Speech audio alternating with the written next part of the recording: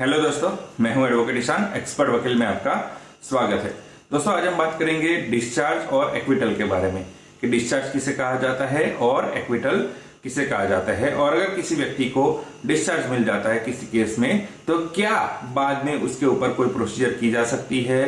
या फिर उसके ऊपर फिर से कोई चार्जेस लगाए जा सकते हैं या नहीं, या फिर अगर कोई व्यक्ति को एक्विटल मिल जाता है तो क्या बाद में उसके ऊपर कोई फिर से प्रोसीजर की जा सकती है या नहीं, और डिस्चार्ज और एक्विटल के बीच में क्या डिफरेंस होता है, इसके बारे में आज हम इस वीडियो में जानेंगे। तो वीडियो को अंत तक जरूर देखिएगा ताकि आपको इन्फॉर्मेशन पूरी मिल सके। और अगर आपने अभी तक हमारे चैनल को सब्सक्राइब नहीं किया है तो अभी सब्सक्राइब कर लीजिए और साथ ही में बेल आइकन भी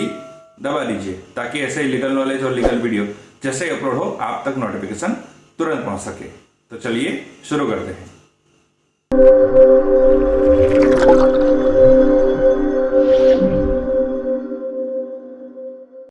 तो फ्रेंड्स, पहले बात करते हैं डिस्चार्ज के बारे में। तो डिस्चार्ज के बारे में सीआरपीसी सेक्शन 245 सब सेक्शन 2 में डिस्चार्ज के बारे में बताया गया है।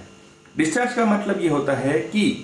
ये जो एविडेंस है या जो पेपर्स आए हैं कोर्ट के सामने उसके आधार पर, यानी कि प्राइमा फेसी के आधार पर अगर किसी व्यक्ति के ऊपर कोई केस नहीं बनता है, कोई मजबूत एविडेंस नहीं है, तो उसे उस केस से, उस चार्जेस से मुक्त किया जाता है, यानी कि डिस्चार्ज किया जाता है।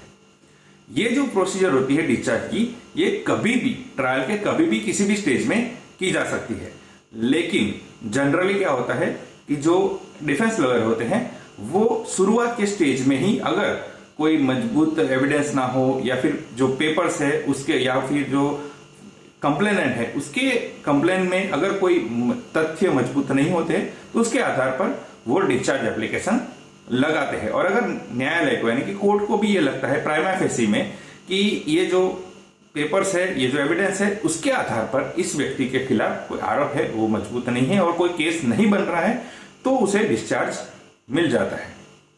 अब डिस्चार्ज का ये मतलब नहीं होता है कि कोर्ट ने उसे निर्दोष बरी कर दिया है, केवल उसे चार्जेस से मुक्त किया है, बरी किया है। लेकिन अगर इन फ्यूचर या बाद में कोर्ट के सामने कोई मजबूत एविडेंस आते हैं या फिर कोई मजबूत विटनेसेस आते हैं जिसके आधार पर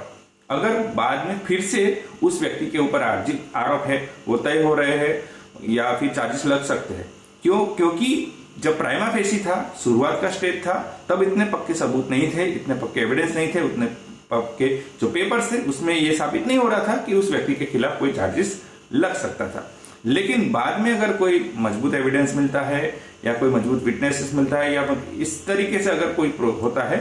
तो बाद में जिसे डिस्चार्ज किया गया है उस व्यक्ति के ऊपर फिर से चार्जेस लग सकते हैं और पूरी प्रोसीजर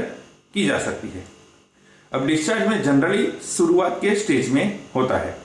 और जब बात करते हैं एक्विटल के बारे में, तो एक्विटल में क्या होता है कि यह जो सीआरपीसी सेक्शन 255 सब सेक्शन 1 में एक्विटल के बारे में बताया गया है। और जो एक्विटल की जो प्रोसेस है या एक्विटल अगर किसी को मिलता है तो केस खत्म होने के बाद, यानी कि लास्ट स्टेज, यानी कि जजमेंट में एक्विटल मिलता है या फिर कन्विक्शन मिलता है।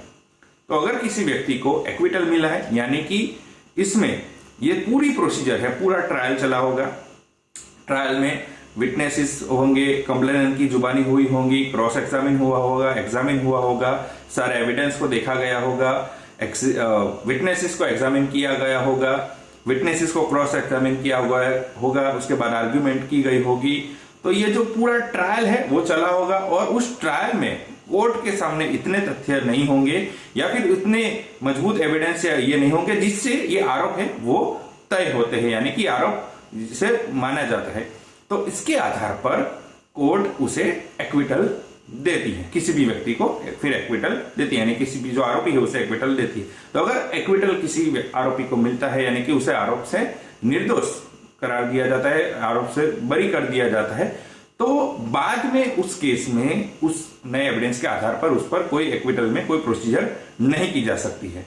केवल जो कंप्लेनेंट है या फिर वो अपील में जा सकते हैं, लेकिन उस पर फिर से ट्रायल उसी केस में नहीं हो सकता है। जबकि डिस्चार्ज में क्या होता है कि जब शुरुआत का स्टेज था और कोई एविडेंस नहीं थे, कोई विटनेसेस नहीं था, कोई मजबूती तो और उसके खिलाफ जो चार्जेस थे वो इतने साबित नहीं हो पा रहे थे, तो उसे डिस्चार्ज मिल गया। लेकिन बाद में अगर कोई नए एविडेंस मिलते हैं नए विटनेसेस होते हैं, जिससे प्रूव होता है कि हाँ इस पर चार्जेस लगे थे, ये वाकई में सही थे, तो फिर से उस पर चार्जेस लगाए जा सकते हैं और फिर से उसके ऊपर अरेस्ट की या जो भी है कोर्ट की जो प्रोसीजर है वो पूरी शुरू से हो सकती है। तो ये होता है कि डिस्चार्ज यानी कि किसी भी व्यक्ति को प्राइमा फेसी फेस में अगर कोई केस नहीं बनता है तो उसे केस में उसे बरी कर दिया जाता है, लेकिन बाद में अगर कोई एविडेंस मिलता है तो उस पर केस फिर से शुरू हो सकता है, ट्रायल चल सकता है। लेकिन अगर कोई व्यक्ति को एक्विटल मिल जाता है तो उस केस में फिर से उसके ऊपर कोई प्रोसीजर नहीं की जा सकती है, केवल अपील में आगे जाया जा सकता है। यानी कि जो एक्विटल होता है वो एक टाइप का जजमेंट होता है। एक्विटल तभी मिलता है जब जजमेंट होता है, उसमें पूरा लिखा जाता है कि उसे बरी क्यों किया जाता है, एक्विटल उसके क्यों मिला है, तो उसका पूरा जजमेंट होता है। जबकि डिस्चार्ज में ऐसा कोई जजमेंट नहीं होता है, वो आखिरी निर्णय नहीं होता है। तो ये डिफरेंस होता है कि जजमेंट क्या, एक्विटल क्या होता है और डिस्चार्ज क्या होता है, और इन दोनों के बीच में क्या डिफरेंस है, और एक्विटल होने के बाद क्या प्रोसीजर हो सकती है और डिस्चार्ज के बाद क्या प्रोसीजर हो सकती है। तो दोस्तों कैसे लगी ये इन्फॉर्मेशन जरूर बताइएगा। दोस्तों अगर आपको ये वीडियो अच्छा लगा है तो इसे लाइक कीजिए,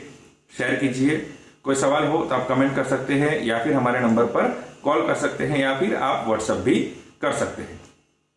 दोस्तों अगर आपने अभी तक हमारे चैनल को सब्सक्राइब नहीं किया है तो अभी सब्सक्राइब कर लीजिए और साथ ही में बेल आइकन भी दबा लीजिए, ताकि ऐसा ही लीगल नॉलेज और लीगल वीडियो जैसे अपलोड हो आप तक नोटिफिकेशन तुरंत पहुंच सके। इसके साथ ही आप हमें हमारे social media platform Facebook, Twitter, Instagram और लिंक्डइन पर भी फॉलो कर सकते हैं। और इस वीडियो को पूरा देखने के लिए धन्यवाद।